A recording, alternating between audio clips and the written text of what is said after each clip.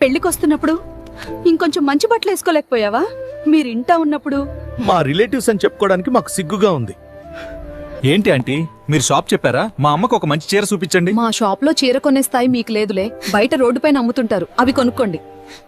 ఓమా, ఈ లోకంలో డబ్బుకున్న విలువ సాటి మనిషికి లేదా?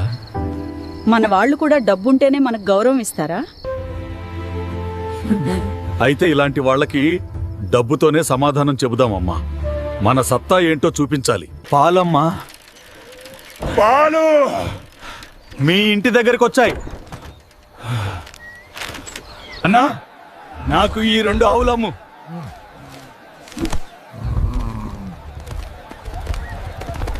రండమ్మా, ఇక్కడ పాలు, వెన్న, నెయ్యి, పనీరు అన్నీ లభిస్తాయి. keep the pace up, gentlemen. We have a big delivery today. 48, 49, 50 crates loaded, boss.